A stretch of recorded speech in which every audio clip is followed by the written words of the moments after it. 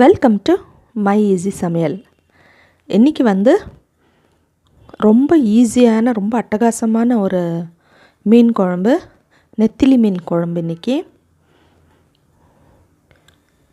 ரொம்ப சூப்பராக இருக்கும் இந்த நெத்திலி மீன் குழம்பு.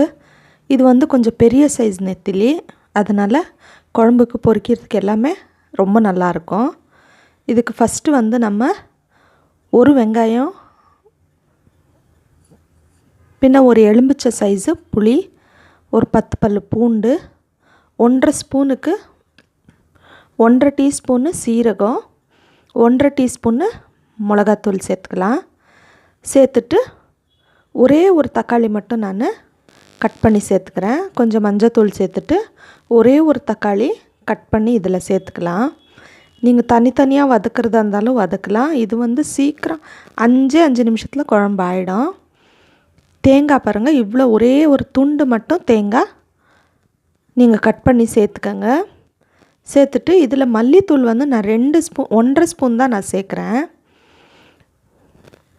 1.5 ஸ்பூன் மல்லித்தூள் தான் நான் சேர்க்குறேன். உங்களுக்கு வேணும்னாக்கா நீங்கள் 2 ஸ்பூன் கூட சேர்த்துக்கலாம். சேர்த்துட்டு ஒரு பாத்திரத்தில் எண்ணெய் சேர்த்துட்டு கடுகு பொரிஞ்சதுக்கப்புறம் வெந்தயம் சேர்த்துக்கங்க. வெந்தயம் போட்ட உடனே வெங்காயம் சேர்த்துருங்க. ஏன்னா வெந்தயம் தீஞ்சிரும், கரிஞ்சிரும் சீக்கிரமாக.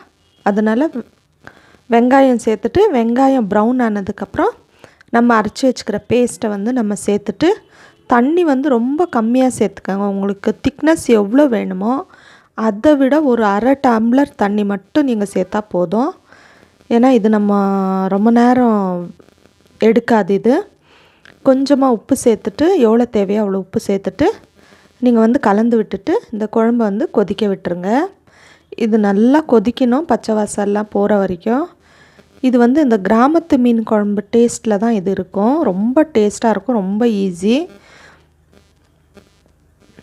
பாருங்கள், நல்லா கொதிக்குது, நல்லா கொதிச்சிருச்சு. இன்னும் கொஞ்சம் கூட திக்காகணும். இது இன்னும் கொஞ்சம் திக்காகிடுச்சுன்னா நம்ம மீன் சேர்த்துடலாம். இது கொஞ்சம் பெரிய சைஸ் நெத்திலி, எல்லாம் வாஷ் பண்ணி ரெடியாக வச்சுருக்கிறேன். பாருங்கள் எவ்வளோ பெருசாக இருக்குது. இந்த நெத்திலி சதைப்பத்து நிறைய இருக்கிறதுனால குழம்புக்கு நல்லாயிருக்கும், பொரிச்சாலும் நல்லாயிருக்கும். இப்போ குழம்பு நல்லா திக்காயிடுச்சு. இப்போ இந்த ஸ்டேஜில் நம்ம நெத்திலி மீனை சேர்த்துடலாம். நெத்திலி மீன் சேர்த்த உடனே நீங்கள் குழம்பை சிம் பண்ணிடணும். சிம்மில் வச்சுட்டு நீங்கள் குழம்ப மீனெல்லாம் சேர்த்துட்டு நீங்கள் கலரவே கூடாது. லேசாக சும்மா இப்படி அழுத்தி விட்டுட்டு நீங்கள் சிம்மில் வச்சு ஓப்பன் பண்ணி தான் கொதிக்க விடணும், மூடி வைக்கக்கூடாது. ஓப்பனில் வச்சுட்டு ஒரே ஒரு நிமிஷம் கொதி வந்துச்சுனாலே போதும். ஒரு நிமிஷம் கொதி வந்த உடனே ஆஃப் பண்ணிவிடுங்க. அந்த சூட்லேயே அது வெந்துடும். இப்போ பாருங்கள் ஆயிடுச்சு, நெத்திலி மீன் குழம்பு ரெடி ஆயிடுச்சு. அதுலேயே அது காரம் உப்பெல்லாம் நல்லா பிடிச்சிருக்கும். நீங்கள் கண்டிப்பாக இதை ட்ரை பண்ணி பாருங்கள். ரொம்ப ஈஸி. மசாலாலாம் எதுவும் ஹெவியாக இல்லாமல் நல்லாயிருக்கும். கண்டிப்பாக ட்ரை பண்ணி பாருங்கள். என்னோடய ரெசிபி பிடிச்சிருந்தா என்னோடய சேனலுக்கு சப்ஸ்கிரைப் பண்ணுங்கள். இன்னொரு ரெசிப்பியில் பார்க்கலாம். தேங்க்யூ.